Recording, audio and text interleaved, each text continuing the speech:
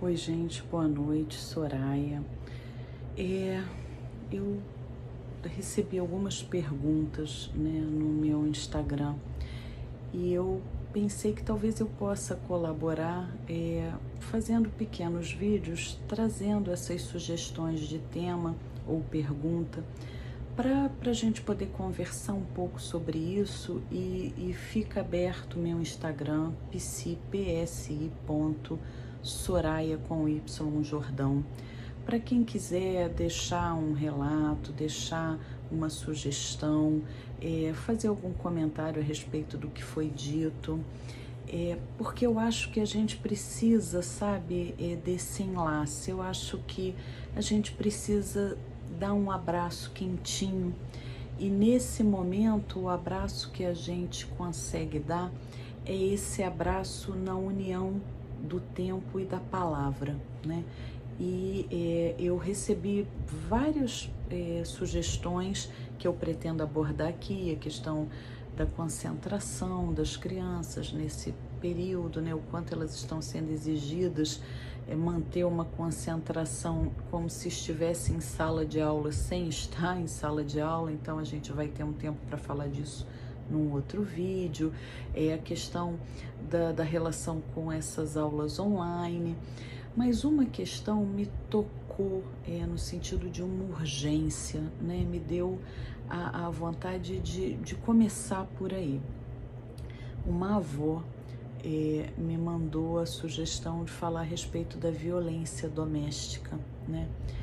E eu fiquei pensando exatamente sobre isso, assim, que as crianças elas estão vivendo, né, full time dentro do ambiente familiar, aonde muitas vezes, né, vive o agressor e às vezes não necessariamente em famílias em que há a agressão física, mas famílias que vivem relações, né, de tanto ódio, de tanto desgaste, né, que o que é dito, o que é falado é tão violento quanto um soco para a criança, né? É claro que se a gente presencia, ouve qualquer tipo de agressão física, o que nos cabe é denunciar. Mas eu fiquei pensando naquela violência que às vezes os pais não têm ideia de que estão sendo violentos, né? E talvez nesse sentido o vídeo possa ter um alcance, que o objetivo é sensibilizar para essa ideia. Eu tenho pouco tempo, a gente tem 10, 15 minutos, mas eu vou tentar abordar isso e depois, se for preciso, faço um outro, né, para a gente continuar. Mas, primeiro, né, eu trabalho com crianças há bastante tempo e tem coisas que as crianças são muito sensíveis e os adultos às vezes não se dão conta, pensam que a criança não está escutando, pensam que a criança não está entendendo. E mesmo a criança muito pequena, ela pode não entender a extensão do que está sendo dito, mas ela lê a emoção que está se passando, né? Então, muitas vezes a criança pequena não tem noção de que aquilo que a mulher falou ou o homem falou é um xingamento, né? Ela ainda não tem a apropriação da linguagem, mas a expressão com que é dito, ela percebe, né? Às vezes a atitude abrupta, às vezes a expressão da ira, né? E em famílias em que isso já acontece, eu imagino que nesse momento de isolamento isso esteja sendo constante. E em famílias em que isso quase não acontecia, pode estar acontecendo. Por quê? Porque todos nós estamos vivendo um momento na tentativa de sobreviver a ele, né? Todos nós estamos vivendo o nosso desgaste, todos nós estamos com medo, preocupação com os filhos, com as pessoas queridas, medo da crise financeira, incertezas, inseguranças, né?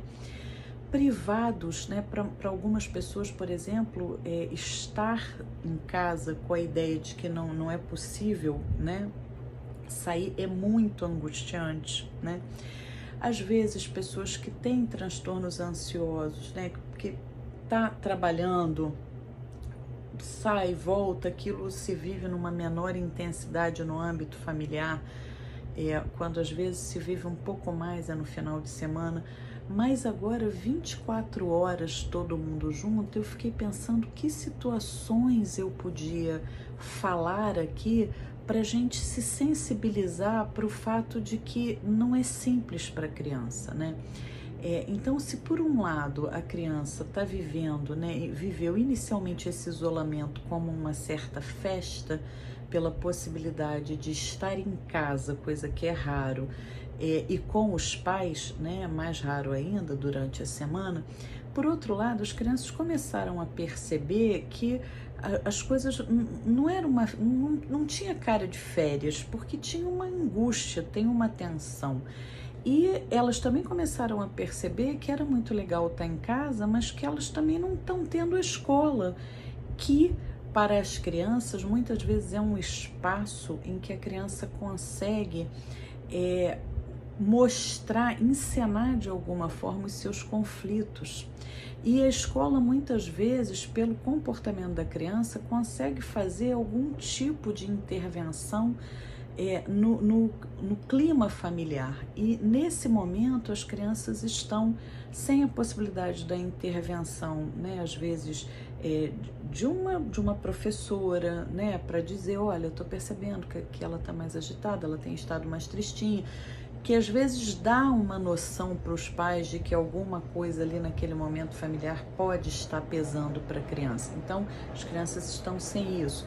As crianças também que têm proximidade com os avós também não estão podendo estar. Então, as crianças estão dentro de casa. E dentro de casa, às vezes, com pais que já vinham numa relação de desgaste, que já vinham numa relação de agressividade diluída, né? E o que eu estou chamando de agressividade diluída? São aquelas provocações, aquelas implicâncias, aquele fora que você dá no outro ou recebe, né? Em que você desqualifica o outro de algum jeito, né?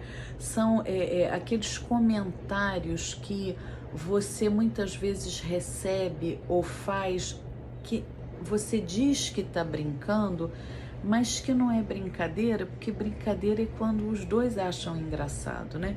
É aquela forma de você meio que dizer para o outro que o outro não tem esse valor todo, e muitas vezes na presença da criança, e em falas que às vezes a gente não se dá conta, né? Do tipo, não precisa não, tua mãe é maluca, né? Ou, filho, vem cá, eu é que tô mandando, seu pai é muito estressado, só sabe criar problema. Essas pequenas coisas que a gente vai dizendo, né? E que num período em que tá todo mundo o tempo todo, vão se tornando ainda mais hostis. Muitas vezes acontece também dos pais competirem, mesmo sem perceber que estão competindo, para ver quem ama mais, né? Quem sabe mais daquela criança, quem quer mais o bem daquela criança. E aí fica numa competição, se, sei lá, o pai diz, senta aqui para fazer o dever agora. Aí a mãe vem, não, peraí, deixa ele brincar um pouco. Parece bobagem, mas um vai desautorizando o outro. E o contrário também é verdadeiro. Às vezes a mãe diz, vem tomar banho. Pra quê? Mania de banho toda hora. Coisas que vai dando, né, vão começando assim e que vão dando o sinal de que tem ali, né, uma disputa de poder. E que é claro que a gente sabe que pai e mãe, mãe e mãe, pai e pai, nunca vão ter a mesma visão sobre a criação, né?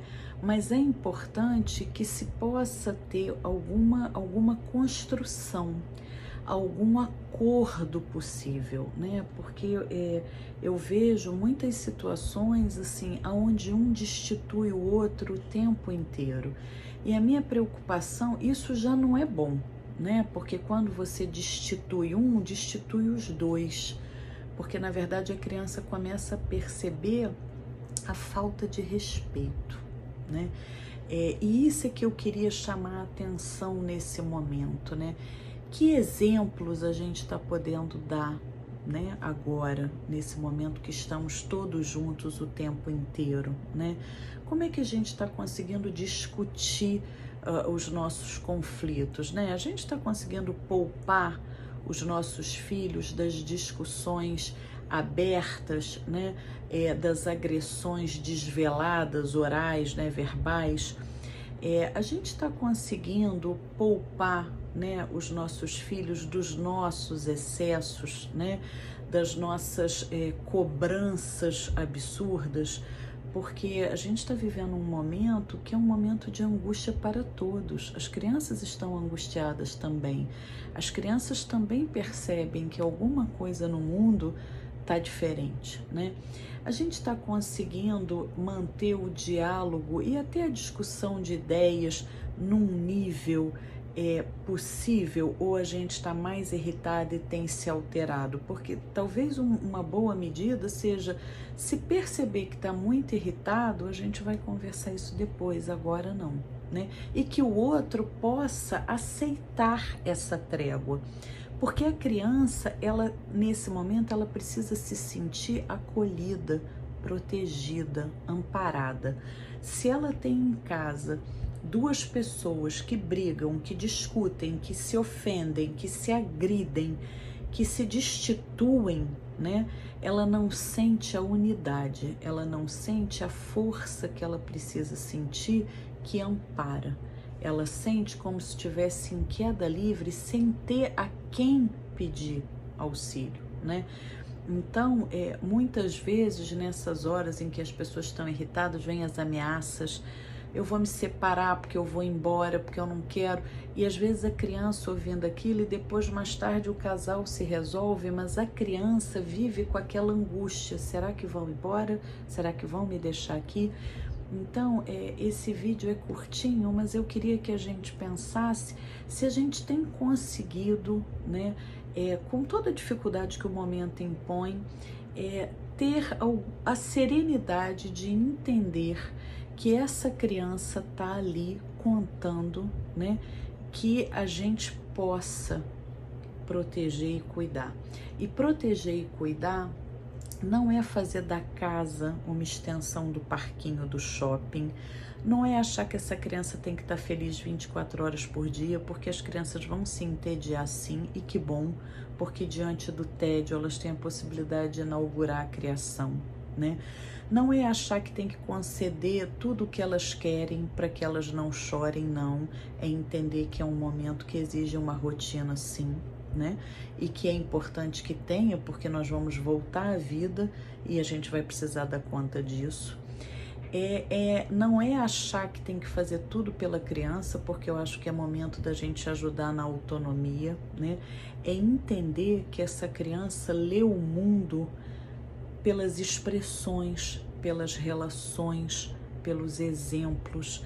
Então, se na hora de ensinar, será que a gente está conseguindo se controlar antes de perder a paciência? Ou a gente está naquele modo: você é burro, você não está vendo? Isso é terrível para a criança. Ou quando a gente dá uma ordem: vai tomar banho, vai fazer outra coisa, e quando volta a criança não foi: você não foi! E pega. Gente, a gente precisa pensar como é que a gente está lidando com essas 24 horas. Se tiver difícil, vai lá no meu Instagram, coloca o teu relato, fala da tua dificuldade, e a gente de alguma forma encontra um jeito de poder dizer, poder colocar para fora, e eu acho que isso às vezes nos ajuda a recuperar.